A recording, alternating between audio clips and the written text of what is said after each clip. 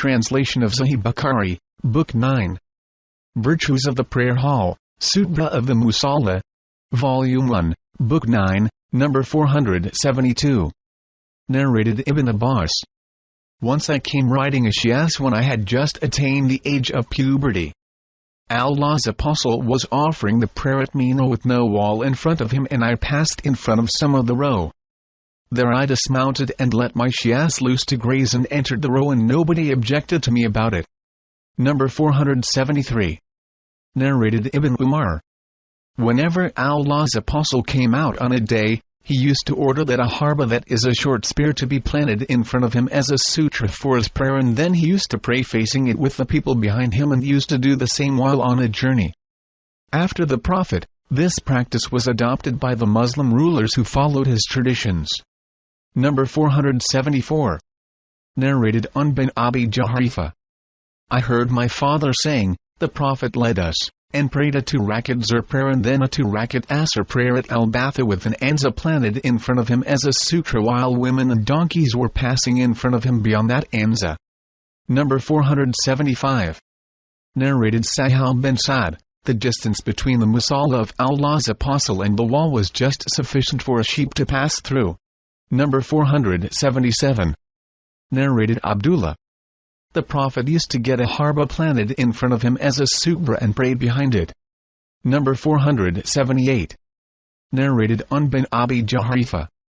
That he had heard his father saying, Allah's Apostle came to us at midday and water was brought for his ablution. He performed ablution and led us in Zuhr and Asr prayers with an anza planted in front of him as a sutra, while women and donkeys were passing beyond it. Number 479. Narrated Anas ibn Malik.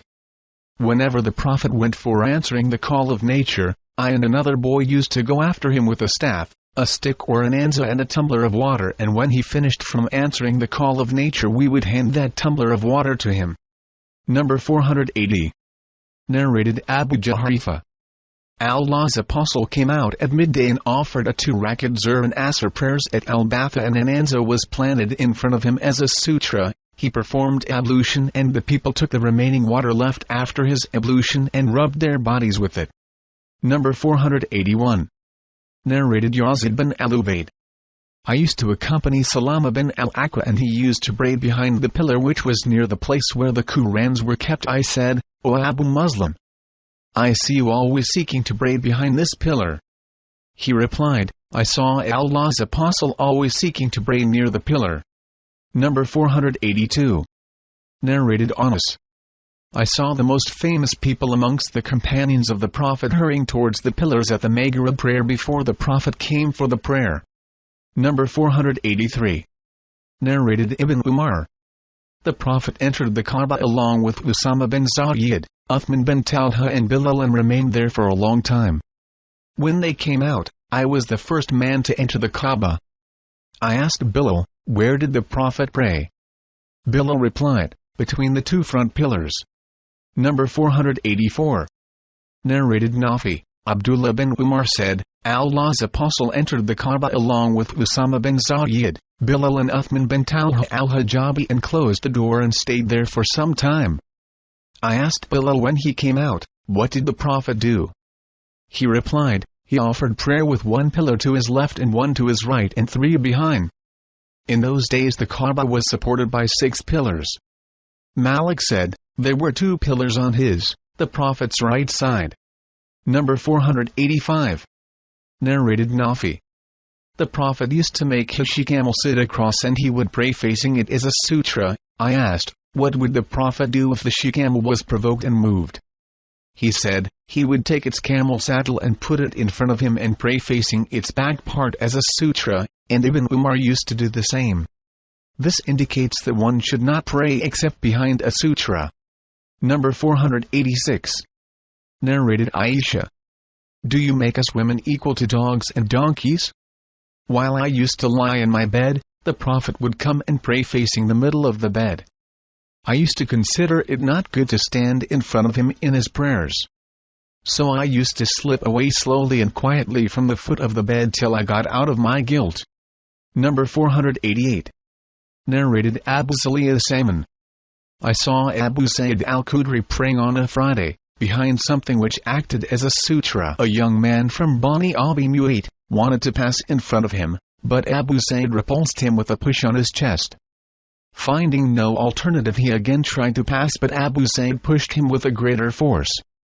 The young man abused Abu Sa'id and went to Marwan and lodged a complaint against Abu Sa'id, and Abu Sa'id followed the young man to Marwan, who asked him, "O Abu Sa'id, what has happened between you and the son of your brother?" Abu Sa'id said to him, "I heard the Prophet saying, if anybody amongst you is praying behind something as a sutra and somebody tries to pass in front of him, then he should repulse him, and if he refuses, he should use force against him, for he is a Satan." Number 489. Narrated Busr bin Sa'id that Zayd bin Khalid sent him to Abi Juhaym to ask him what he had heard from Allah's Apostle about a person passing in front of another person who was praying. Abu Juhaym replied, Allah's Apostle said, if the person who passes in front of another person in prayer knew the magnitude of his sin, he would prefer to wait for 40 days, months or years rather than to pass in front of him. Abu Nadar said, I do not remember exactly whether he said 40 days, months or years. Number 490. Narrated Aisha. The things which annulled the prayers were mentioned before me. They said, prayer is annulled by a dog, a donkey and a woman if they pass in front of the praying people. I said, you have made us that as women dogs. I saw the Prophet praying while I used to lie in my bed between him and the Qibla. Whenever I was in need of something, I would slip away, for I dislike to face him. Number 491. Narrated Aisha. The Prophet used to pray while I was sleeping across in his bed in front of him. Whenever he wanted to pray witr, he would wake me up and I would pray witr. Number 492. Narrated Aisha. The wife of the Prophet, I used to sleep in front of Allah's Apostle with my legs opposite his qibla facing him.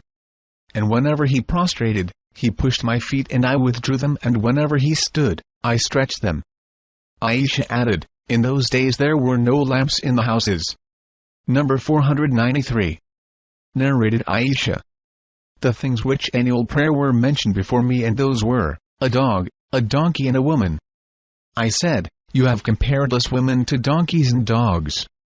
By Allah! I saw the Prophet praying while I used to lie in my bed between him and the Qibla. Whenever I was in need of something, I disliked to sit and trouble the Prophet. So, I would slip away by the side of his feet. Number 494. Narrated Aisha. The wife of the Prophet, Allah's Apostle, used to get up at night and pray while I used to lie across between him and the Qibla on his family's bed. Number 495. Narrated Abu Qatada al-Ansari. Allah's Apostle was praying and he was carrying Umama, the daughters of Zainab, the daughter of Allah's Apostle, and she was the daughter of Es bin Rabi'a bin Abdu Shams. When he prostrated, he put her down, and when he stood, he carried her on his neck. Number 496. Narrated Maimuna bint al-Harith. My bed was beside the praying place musalla of the Prophet, and sometimes his garment fell on me while I used to lie in my bed. Number 497. Narrated Maimuna. The Prophet used to pray while I used to sleep beside him during my periods menses, and in prostrations his garment used to touch me. Number 498. Narrated Aisha. It is not good that you people have made us women equal to dogs and donkeys. No doubt I saw Allah's Apostle praying while I used to lie between him and the Qibla, and when he wanted to prostrate, he pushed my legs and I withdrew them. Number 499. Narrated Amr bin Maymun. Abdullah bin Mas'ud said, while Allah's Apostle was praying beside the Kaaba, there were some Quraysh people sitting in a gathering. One of them said, don't you see this who does deeds just to show off? Who amongst you can go and bring the dung, blood and the abdominal contents, intestines, etc., of the slaughtered camels of the family of so-and-so, and then wait till he prostrates and put that in between his shoulders? The most unfortunate amongst them, Uqba bin Abi Mu'ayt, went and brought them, and when Allah's Apostle prostrated, he put them between his shoulders. The Prophet remained in prostration, and they laughed so much so that they fell on each other. A passerby went to Fatima, who was a young girl in those days. She came running and the Prophet was still in prostration. She removed them and cursed upon the Quraysh on their faces. When Allah's apostle completed his prayer, he said, O Allah! Take revenge on Quraysh. He said so thrice and added, O Allah! Take revenge on Amr bin Hisham, Utbah bin Rabia, Shaiba bin Rabia, Al-Walid bin Utbah, Umayyah bin Khalaf, Uqba bin Abi Mu'ayt and Umar bin Al-Walid. Abdullah added, By Allah! I saw all of them dead in the battlefield on the day of Badr, and they were dragged and thrown in the Kalib well at Badr. Allah's apostle then said, Allah's curse has descended upon the people of the Kalib well.